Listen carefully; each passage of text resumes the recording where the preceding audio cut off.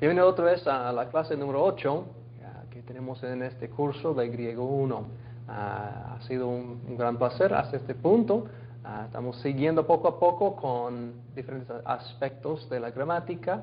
Hemos ya aprendido varias palabras de vocabulario y vamos a continuar hoy con unas cosas nuevas que creo van a ser interesantes. Pero como siempre, quiero hacer un repaso breve para ayudarnos en el proceso de seguir adelante.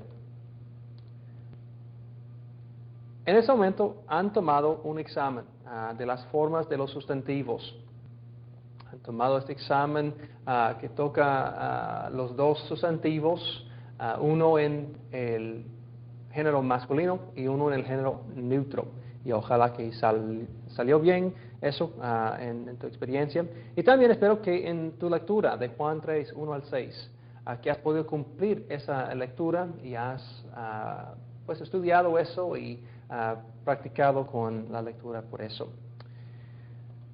Hoy tengo un otro versículo y símbolo. No nos tengo uno hace un par de lecciones y quería continuar dándoles unas cosas de las Escrituras. Vamos a ver hoy en Mateo capítulo 14, en versículo 17. En esta escritura leemos lo siguiente, y voy a sugerir que paras el video y tomas un momento para leerlo en voz alta para seguir practicando.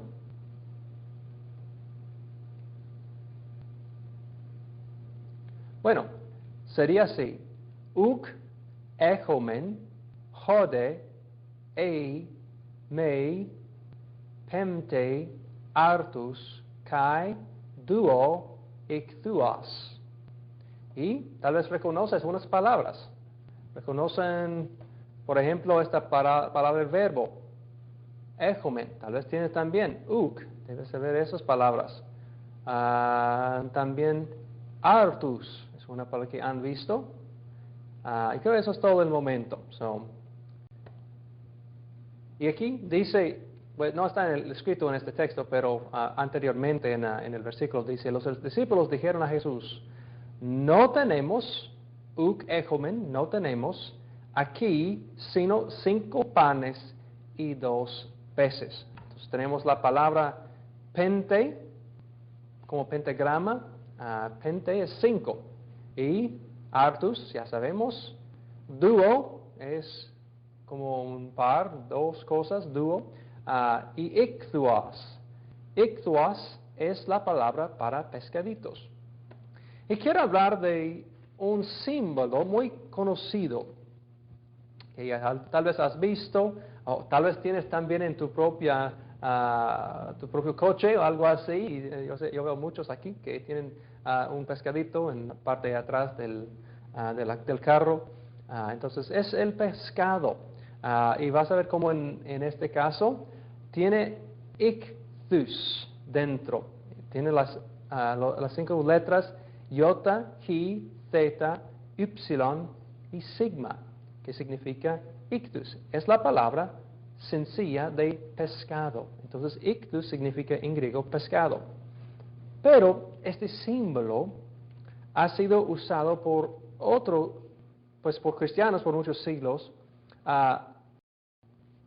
Y ellos pusieron una palabra por cada letra para decir lo siguiente: Jesús es el iota, Christos es el chi, Theu es theta, Huios es el ypsilon y soter. Entonces cada letra tiene un significado o está por una palabra. Y estas palabras significan lo siguiente: Jesús, Christos, ya tal vez notaron. Y la siguiente es poco nuevo. ¿No conocen ustedes la palabra huios? Huios es la palabra básica de hijo. Entonces, huios, y nota, Theu, está en el caso genitivo. Es el hijo de Dios. Y la palabra final, soter, es salvador. Entonces tenemos esta palabra que es usado o ha sido usado por mucho tiempo entre cristianos. De hecho, la primera vez que se encuentra algo escrito es por un autor que se llamaba Tertuliano, que vivía en el siglo III después de Cristo. Y él escribió mucho, realmente, pero un documento que tenemos de él se llama De Baptismo, y eso fue escrito por él en el tercer siglo después de Cristo.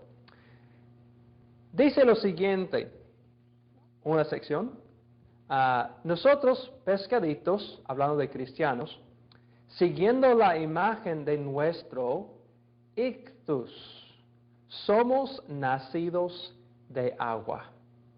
Interesante. Ese mosaico que ves en la pantalla también viene de una iglesia antigua que está en Tabga, ahí pegado al mar de Galilea, donde Jesús tradicionalmente compartió los 5 panes y 2 peces. Pero es interesante que Tertuliano, aunque está escribiendo en latín, él incluyó esta palabra en griego cuando habló del ictus. Entonces, por ese momento en la historia del cristianismo, era muy común aparentemente, mencionar este concepto y referir a Jesús. Hay historias que esta imagen fue usada también para reconocer quién es y quién no es cristiano. Porque si recuerdas, en ese momento había una persecución bastante fuerte. Y unos dicen que la forma que usaron el pescado es si uno está, por ejemplo, que viene a tu casa, y si ellos hicieran lo siguiente, para ver si la otra persona es cristiano, tú podrías dibujar eso tal vez en la arena, ahí en el piso, algo así. Y si la persona mira eso y él cumple con la otra parte, eso indica que es otro hermano. Y puedes tener confianza con ellos y puedes confiar que no van a entregarte a las autoridades. Entonces, eso fue una manera para que puedas protegerte. Bueno, es interesante por lo menos. Bueno, ojalá que eso fue un símbolo interesante para ti. Ahora sabes más. Y hay más información que puedes buscar. Pero lo interesante para mí es este contacto con la primera vez que se encuentra escrita por Tertuliano, que él conecta la idea de pescado con el bautismo. Que él dice que tal como Jesús, nuestro ictus, nuestro pescado, nacimos de nuevo de agua. Algo interesante. Bueno, muy bien. Vamos a continuar, yo creo, con la gramática, con algo nuevo.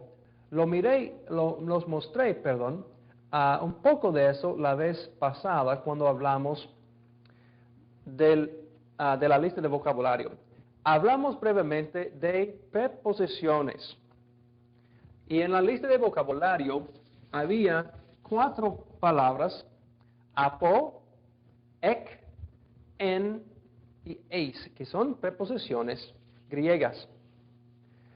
Unas definiciones que tal vez te ayudan. Uno dice, describiendo qué es una preposición.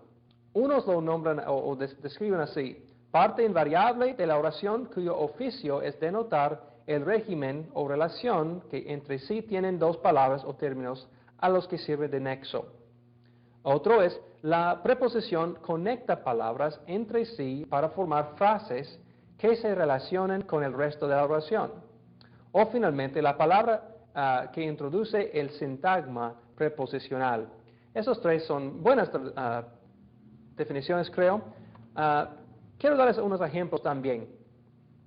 ¿Qué es una preposición? Bueno, en español, puedes ver ahí en la pantalla una serie de varias. A, ante, bajo, cabe, con, contra, de, desde, en, entre, hacia, etc. También en unas oraciones, estoy en la casa. La palabra en describe la posición de la persona. Y en muchos casos van a ver que las preposiciones funcionan de esa forma, de describir dónde sucede la acción o cómo está haciendo algo, sí, funciona como adverbio. Bueno, el hermano salió de la casa. Estoy trabajando con unos amigos. El libro está bajo de la mesa. Todos son Todas son preposiciones en español, en este caso. Ahora, ¿qué hacemos en griego? Bueno, en griego, cada preposición requiere que el sustantivo que sigue aparece en un cierto caso. ¿Okay? Lo mencioné la vez pasada, pero voy a repetir y vamos a ver unos ejemplos en un par de minutos. Pero si recuerdas cuando aprendiste en la lista de vocabulario, por ejemplo, la palabra ek.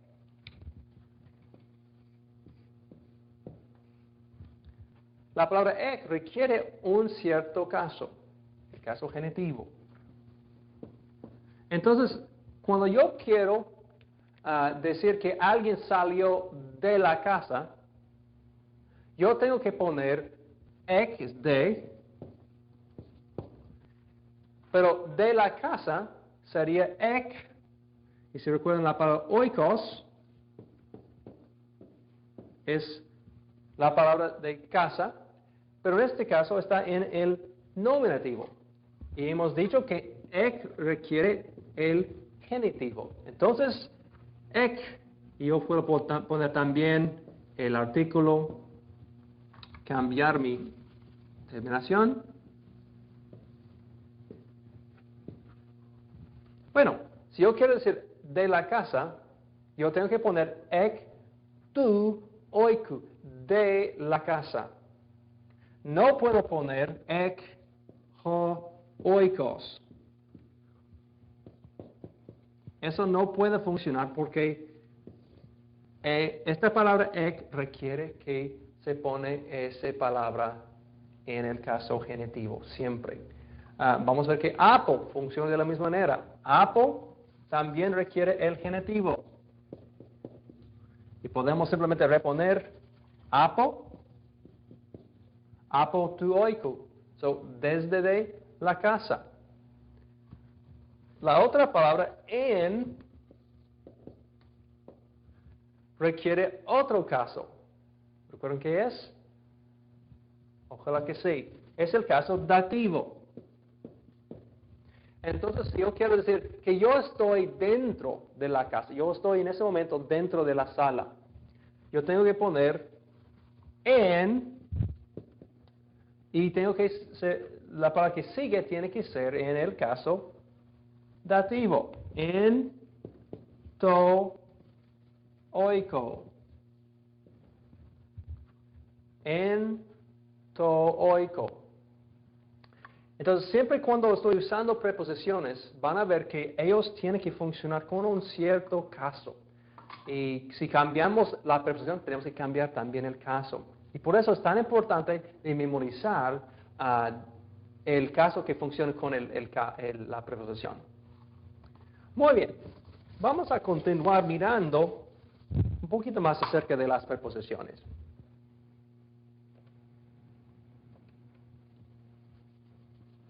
Bueno, unas preposiciones pueden usar varios casos. Por ejemplo, van a ver uno que puede estar visto o usar en 2 casos y unos más que pueden estar en 3 casos. Entonces vamos a memorizar eso más adelante, pero no más para que sepas. Y hay diferencias de significado dependiendo del caso que se use. Bueno, como puedes ver ahí en el punto 3, son muy comunes en el Nuevo Testamento, apareciendo más de 10,000 veces. Y están ubicados en 4 de cada 5 versículos. Entonces, necesitas aprender las preposiciones muy bien porque van a verlos frecuentemente. Los significados son muy variados. Por ejemplo, como puedes ver en la palabra ek, eso es yo lo saqué, esta definición de un léxico griego-español hecho por Tuggy. Es un buen recurso.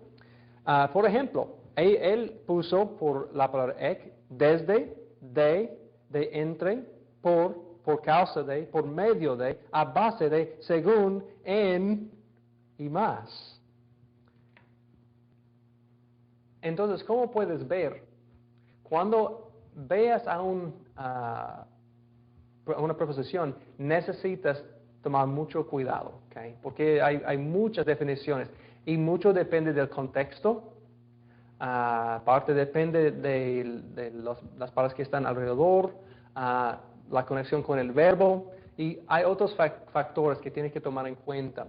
Es muy útil en este caso también de consultar un léxico, tal como es el léxico de Tuggy. Hay otros también, y en muchos casos ellos te van a ayudar en decidir cuál definición aplica en este caso, porque van a darte, en muchos casos, ejemplos directamente del Nuevo Testamento, y van a decir que en Mateo 14, 7 debes usar X preposición y este significado basado en X, Y, Z, por razones.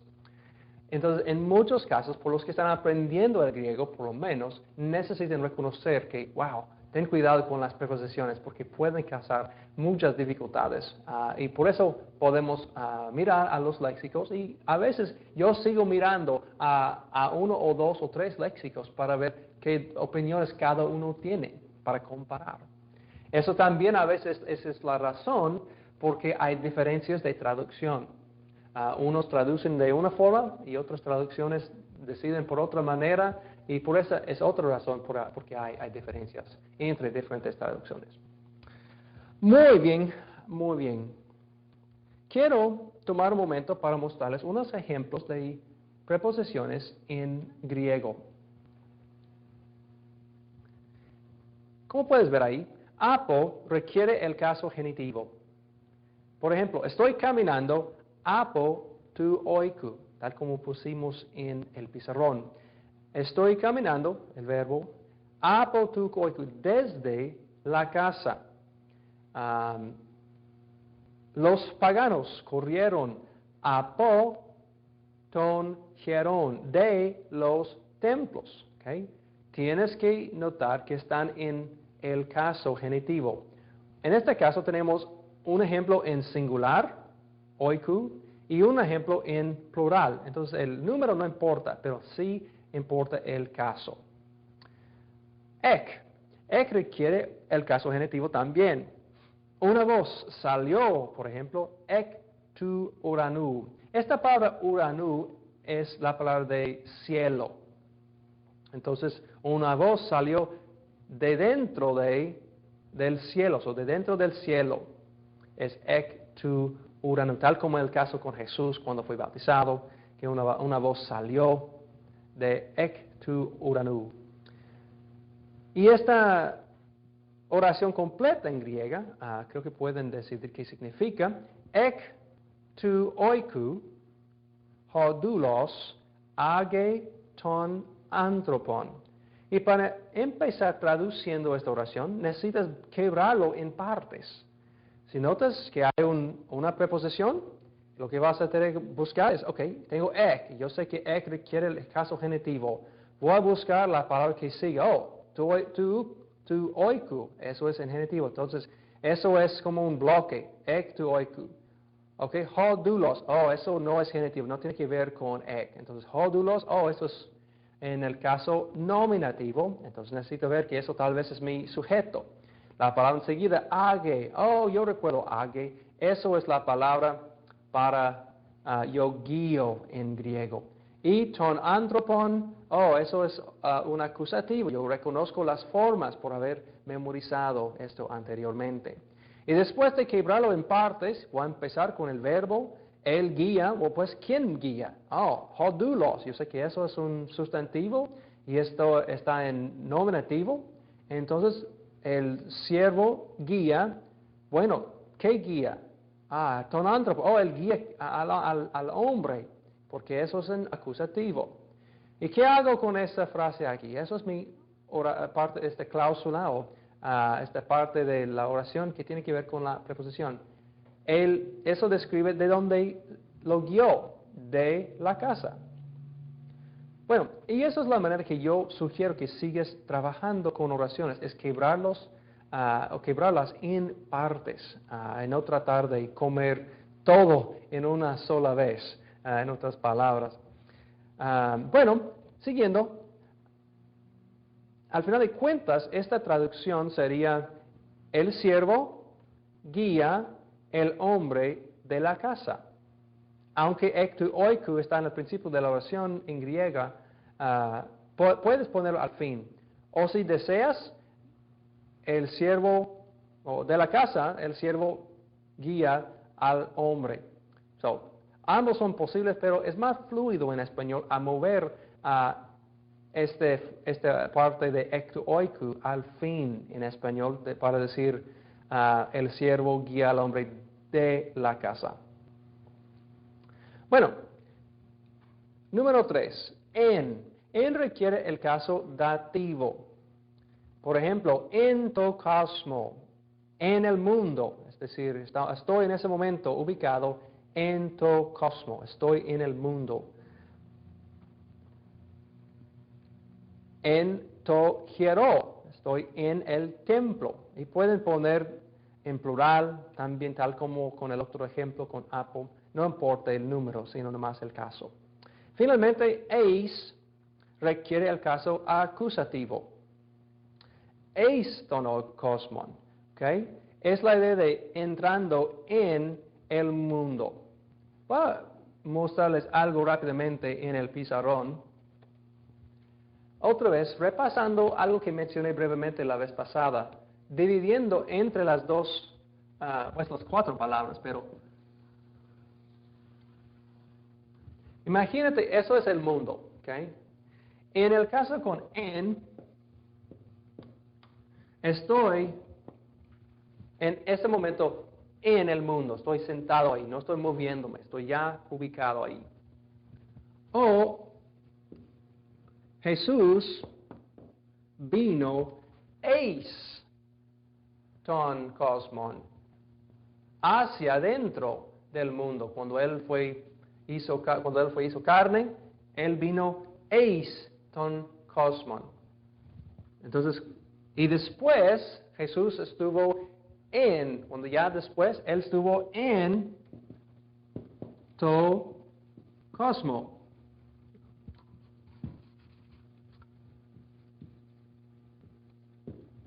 Entonces, cuando está allá, sería en to cosmo, es decir, en el dativo, pero cuando él está llegando, sería eis ton cosmon.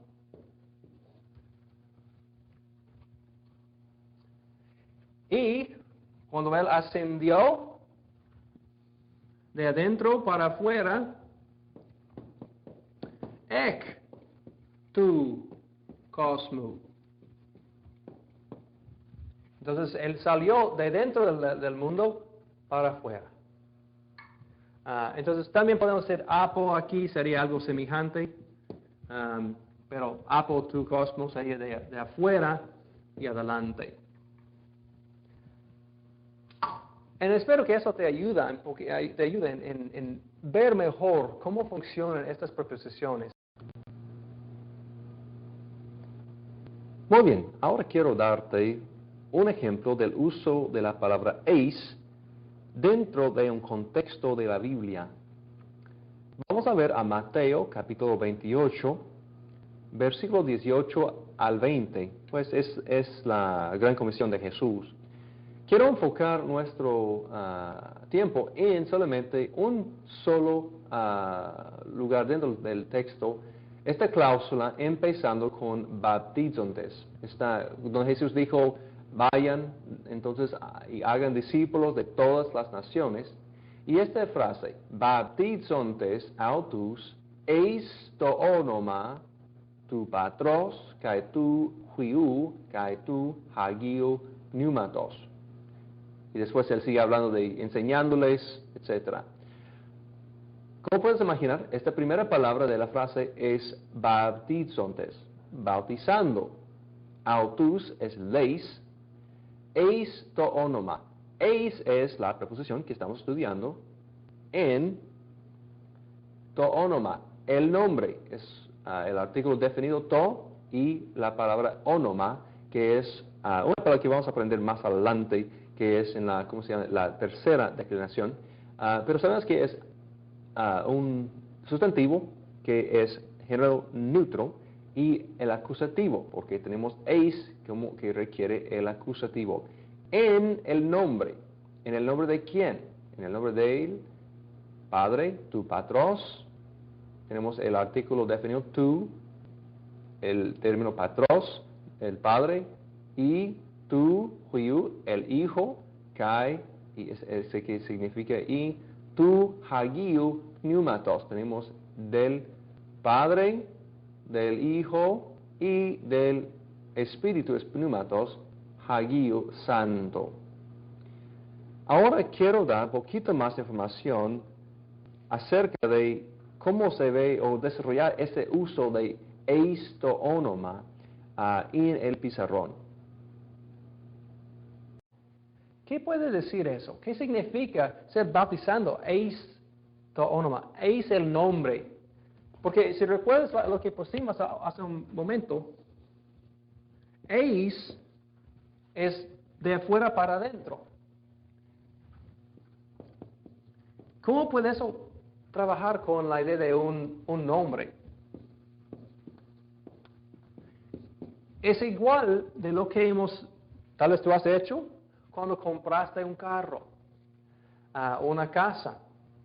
Cuando la persona te vendió tu carro, has firmado un papel que dice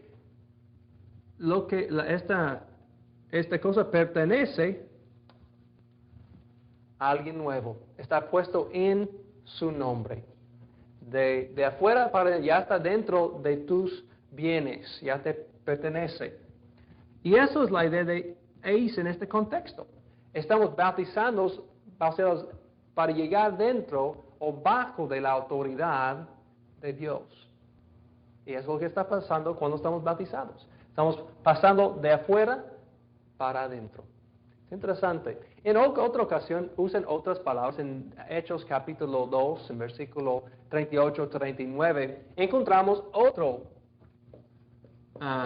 otra preposición, epi, que no conocemos en ese momento, pero vamos a usarlo más adelante. Y eso es más como en o sobre la autoridad de algo así, en la autoridad de algo así.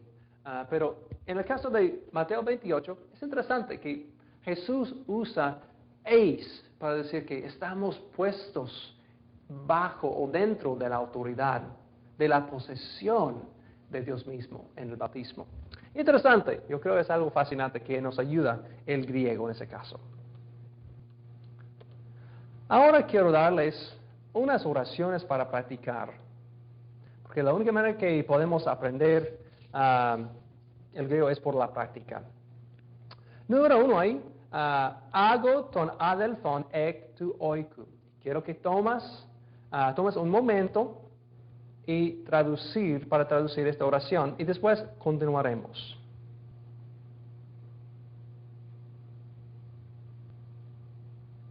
¿Ok? En ese momento debes ya tener la respuesta. Vamos a ver cómo te fue.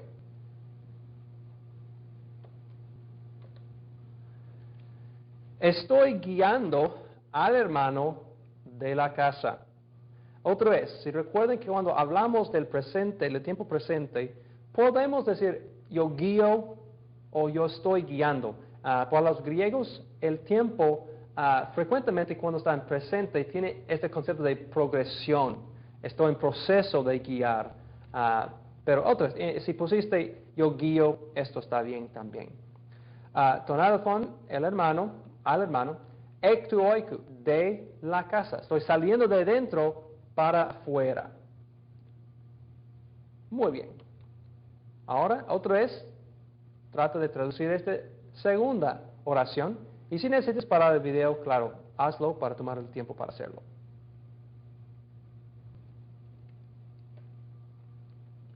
Ok, muy bien.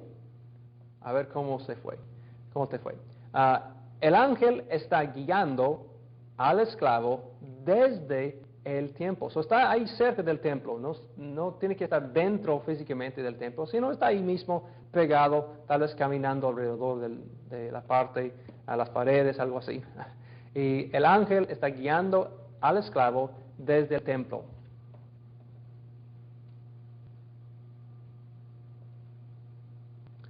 Número 3. Ton logon ento hiero lambanomen. Okay. Toma un momento para traducir esto.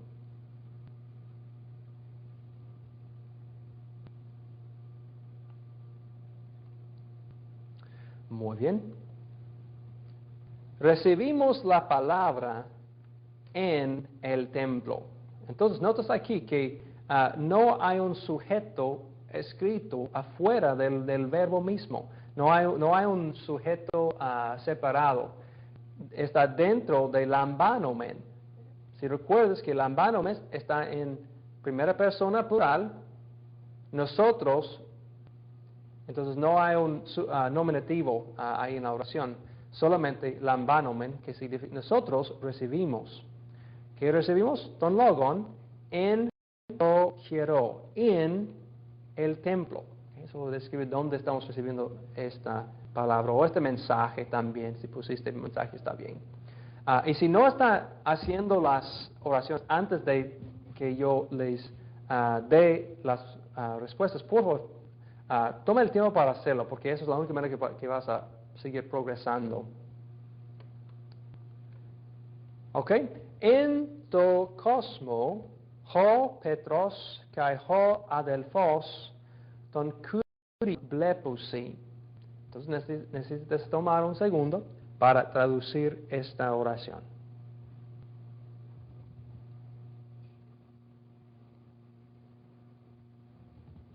Ok, muy bien. Entonces, ¿qué significa esta oración? Pedro y el hermano ven al Señor en el mundo.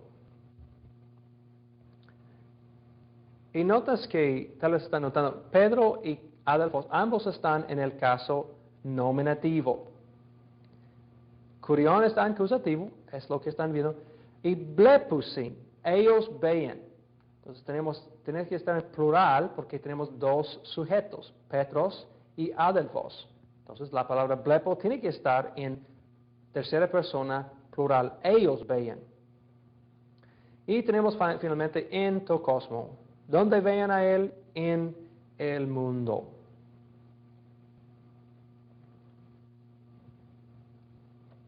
Bueno, ojalá que eso fue algo que te benefició. Y realmente otra vez, la manera que tú vas a seguir mejorando es seguir practicando. Entonces, en ese momento sugiero que sigas practicando con las traducciones, sigas practicando con memorización, y por esa razón voy a darles tarea para la próxima clase. Primeramente, ahora necesitas tomar el examen del vocabulario número 3. Ya sabes cómo funcionan las preposiciones, ya has visto cómo funcionan los sustantivos de género neutro. Entonces vas a ver que vas a tener que tomar este examen del vocabulario número 3 antes de la próxima clase. Y también toma el tiempo para traducir estas 5 oraciones. Vas a tener que escribirlo del español al griego, utilizando lo que estudiamos hoy en clase. El mensajero ve a Pedro. No comemos pan y fruta. Los hermanos reciben al Señor en la casa.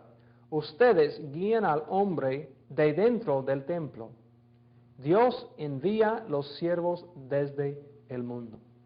Entonces, sería importante escribir eso en español primeramente y después hacer una traducción al griego. Entonces, en la próxima clase vamos a continuar mirando cómo se traduce estas oraciones.